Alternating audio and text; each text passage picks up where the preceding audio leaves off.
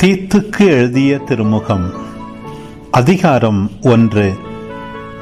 அனைவருக்கும் பொதுவான விசுவாச அடிப்படையில் என் உண்மை பிள்ளை தீத்துக்கு, இயேசுவின் பணியாளனும் இயேசு கிறிஸ்துவின் திருத்தூதனுமாகிய பவுல் எழுதுவது. தந்தையாம் கடவுளிடமிருந்தும் நம் மீட்பராம் கிறிஸ்து இயேசுவிடமிருந்தும் நம்பிக்கை கொள்ளவும், நிலை வாழ்வை எதிர்நோக்கி இறைப்பற்றுக்கு இசைந்த உண்மை அறிவை பெறவும் நான் திருத்தூதனாயிருக்கிறேன். இந்நிலை வாழ்வை பொய் கூறாத கடவுள் காலங்கள் தொடங்கும் முன்னே வாக்களித்தார். ஏற்ற காலத்தில் நற்செய்தியை பறைசாற்றியதன் வாயிலாக தம் செய்தியை வெளிப்படுத்தினார். இந்நற்செய்தியை பறைசாற்றும் பணி நம் மீட்பராம் கடவுள் இட்ட கட்டளைப்படி என்னிடம் ஒப்படைக்கப்பட்டுள்ளது.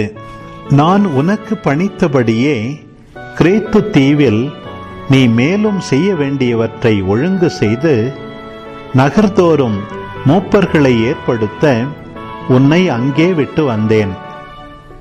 இம்மூப்பர்கள் குறை சொல்லுக்கு ஆளாகாதவராயும் ஒரு மனைவியை கொண்டவராயும் நம்பிக்கை கொண்ட பிள்ளைகளை உடையவராயும் இருக்க வேண்டும்.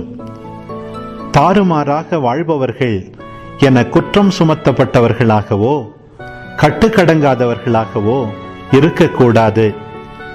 ஏனெனில் சபை கண்காணிப்பாளர்கள் கடவுள் பணியில் பொறுப்பாளர்களாயிருப்பதால் அவர்கள் குறை சொல்லுக்கு ஆளாகாதிருக்க வேண்டும். அகந்தை, முன்கோபம், குடிவெறி, வன்முறை, இழிவான ஊதியத்தின் மேல் ஆசை ஆகியவை இவர்களிடம் இருக்கக்கூடாது. மாறாக அவர்கள் விருந்தோம்பல், நன்மையில் நாட்டம், கட்டுப்பாடு, நேர்மை, அர்ப்பணம், தன்னடக்கம் ஆகியவற்றை கொண்டிருக்க வேண்டும்.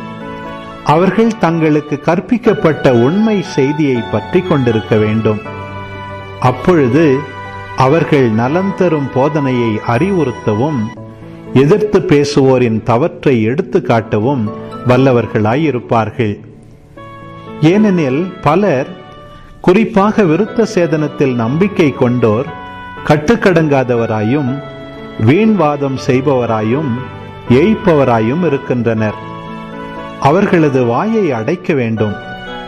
அவர்கள் இழிவான ஊதியத்திற்காக தகாதவற்றை கற்பித்து குடும்பம் குடும்பமாக சீர்குலைய செய்கிறார்கள்.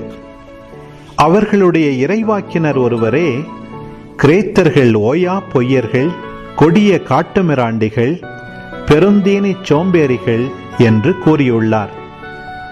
அவரது சான்று உண்மையே.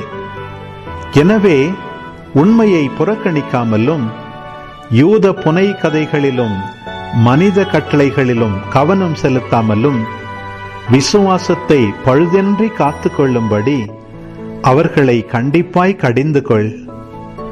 தூய்மையானவர்களுக்கு எல்லாம் தூய்மையே. மாசுபடிந்த மனத்தோருக்கும் நம்பிக்கை கொண்டிராதோருக்கும் எதுவுமே தூய்மையாயிராது. அவர்கள் மனமும் மனச்சான்றும் கூட மாசுபடிந்தவை. கடவுளை அறிந்திருப்பதாக அவர்கள் அறிக்கையிடுகிறார்கள், ஆனால் அவர்களுடைய செயல்கள் அதை மறுதலிக்கின்றன. அவர்கள் அருவருக்கத்தக்கவர்கள், கீழ்ப்படியாதவர்கள், எந்த நற்செயலையும் செய்ய தகுதியற்றவர்கள்.